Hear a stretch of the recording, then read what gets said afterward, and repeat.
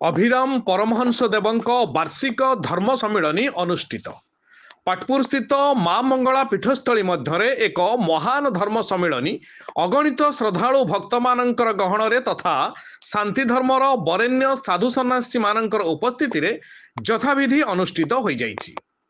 अधिवास कलश स्थापन संध्या आलती भक्त मानक द्वारा भजन साधु मानक द्वारा प्रवचन कार्यक्रम अनुष्ठित हो जाइछि एवं इति अवसर में अष्टप्रहरी नामयज्ञ कीर्तन मंडली द्वारा कीर्तन परिवेषण हो जाइथिबा बेले ठाकुरंक नगर परिक्रमा मध्य अनुष्ठित होइथिला।